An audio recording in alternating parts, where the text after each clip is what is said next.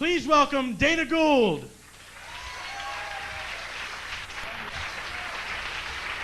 Hey, nice intro, fucker. Paul F. Tompkins, everybody, working hard. Give a shout out to Paul F. and Ray Ray. Hello, good evening. My car got broken into last week, and I've lived, and that's about the 430th time that's happened. I've lived in Boston, I've lived in New York, I've lived in San Francisco. I've never had any problems with crime, nothing. I moved to Los Angeles. After 2 years, I've been mugged twice. I've had a gun put to my head. My car's been broken into countless times. I've gone through 8 million stereos. It's just nice to know that somewhere here in Los Angeles, a group of people have come together with their own coherent economic plan. Big satellite photo of me blown up, taped to the wall in the clubhouse. Let's just get all of our shit from this one guy. Why have a crime wave when we can just follow him around? Save gas. Typical paranoid white guy mentality. They have gangs. They must have a clubhouse. They're in there eating honeycomb.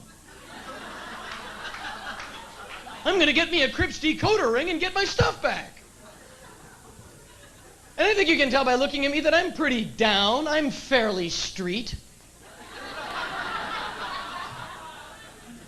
And I've been following gang fashion trends, and here's the thing I don't understand. Everybody's walking around wearing a knit ski cap.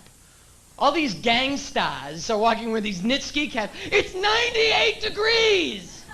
I'm in my car with shorts and a t-shirt, I got the AC on and I'm still hot. There's a guy on the sidewalk with a ski cap and a parka, and he wonders why he's angry at the world.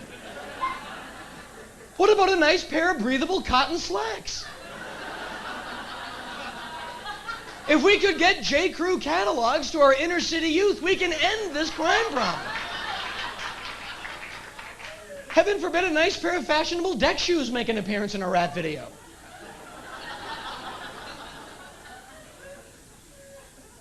I think that a certain part of your soul has to be dead if you live in an urban environment for too long because you're just exposed to so much destroyed humanity every day. Walking around downtown LA the other day and you just see so much distress. I was like walking with my friends like, ew, that guy's bleeding out of the ears.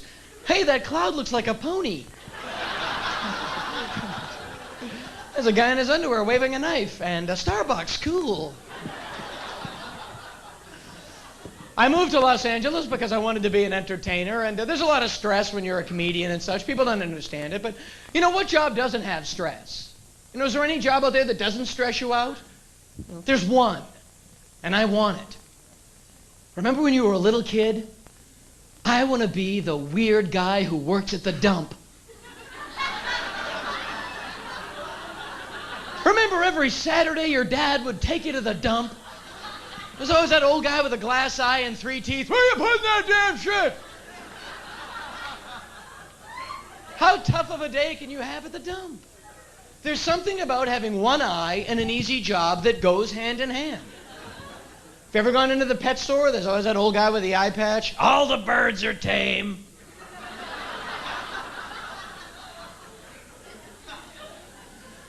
I was performing one night and I said, what job doesn't have any stress? And the guy shouted out, bingo caller! And I thought, yeah. And then I thought, no, wait a minute. Bingo caller? That's bingo caller? That has to be the most stressed out job there is. Every day you go to work and have the hopes and dreams of countless helpless and elderly people resting on your every move, just, I-6, I need my medicine. N3, I hate you! Nightmares of pissed off old people and giant ping pong balls swirling. Empty walkers clacking along a barren landscape.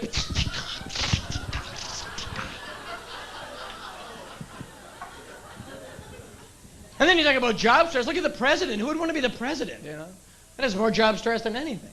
Here's what I want to know about the presidency. When you're elected president, after you're sworn in, do they tell you all the secrets right away? Or do they slowly let them leak in with good behavior? I think it would have to be that way because they can't tell you everything at once, just blow your head. The minute you're sworn in, some guy in a trench coat pulls you into an alley. Come here. You didn't hear this. We got 2 UFOs in a warehouse, and we put JFK's brain in a monkey. If you see a female monkey in a Marilyn Monroe wig, you did not see a female monkey in a Marilyn Monroe wig. Sure, you laugh, but you never know what they're up to, you know. I'm sure somewhere in the basement of the Pentagon they're saying, "Ah, ah! As soon as I eat these berries, I think I'll go play on that tire."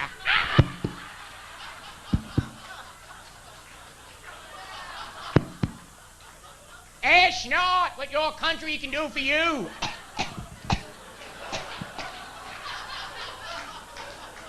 I have bugs in the hair on my back. Note here, the president uses a stick to burrow for grubs and earth mites.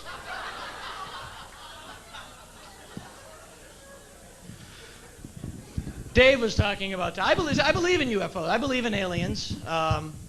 I don't believe, Dave was talking about alien abduction. I don't believe in alien abduction.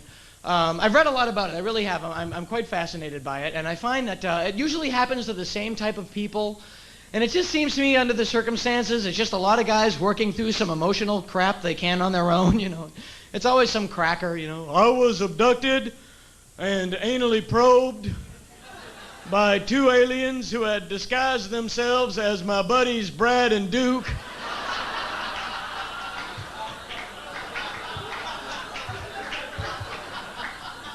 I was taken on board a spacecraft that was made to look like the back of Duke's warehouse.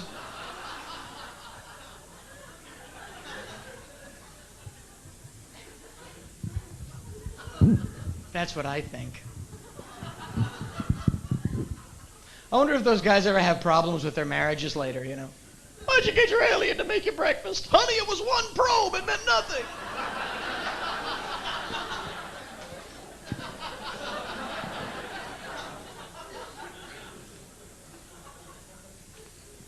Now, I have a girlfriend. What's a restraining order? I've had a girlfriend for about 2 years now, and it's great. And occasionally, very rarely, extremely rarely, I will get hit on in a bar or a club. When I was single, I never, ever, not even by accident, did I ever get hit on. And it's the idiot who thinks, well, screw this, I'll break up with my girlfriend, go out, become a big swinging dude. Because the very second you break up with your girlfriend, the pores in your body dilate and emit this viscous, inky stench. They're like, have sex with me. Sleep with me. Touch my skin! You know, when you have a girlfriend, you walk around parties like Cary Grant. Hello, darling, good to see you. No, I don't have time to stay and chat, but we're having brunch on Sunday, and you look as delightful then as you do now, I'm sure. I've got to go. You break up with your girlfriend the next night, you're like Vincent Price. You have a big cloak and a hat on. I couldn't help noticing you sitting across the... Why don't you look at me when I'm speaking to you?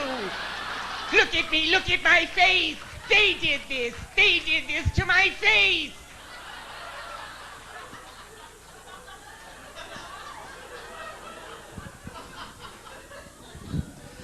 Remember the first girl that I ever went out with that I could actually call my girlfriend. I was in college. And we spent Easter break at her parents' house. And the subject of this lesson is never be the object of someone else's rebellion. We spent Easter break at her parents' house. Very nice people, had a lot of money. You know, her dad was one of those guys. He was like a doctor. He, invented blood, some big thing. Where do you get your money, Mr. Dunnigan? Well, I eat wood pulp and vomit $50 bills. And so we get there, and I sort of stuffy, and Karen sleeps in the bedroom, Dana sleeps on the couch. And that was fine. Your house, your rules, I have no problem. She threw a hissy fit. It was like, Daddy, how can you embarrass... I'm 19, okay? It's not like at school we don't sleep together every night. It's not like back at school we're not practically married.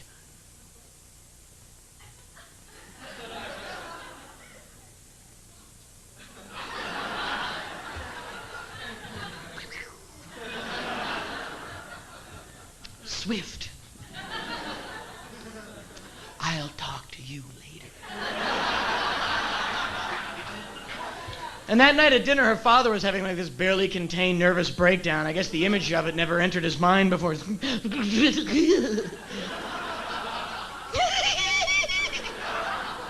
Dana, dig in. Pile on the food, boy. Probably work up quite an appetite while you're having sex with my baby. Sorry. Don't know where that came from. Sorry. Do you enjoy having sex with my daughter? Fruit of my loins, now the bounty of your bed, bouncing on the Sealy Posturpedic like it's going out of style? Have some potatoes, man! Candied yams look rather delightful, probably not as rewarding as taking a bite of my baby's buttock, but one makes do. Why don't you both have sex right now? Chad, Terry, clear the table. The kids are gonna hump. No one leaves till you go at it like jackrabbits. Make it snappy and there'll still be time for cobbler and coffee on the porch. Thank you very much for coming down and supporting a wonderful cause. Good night. Thank you.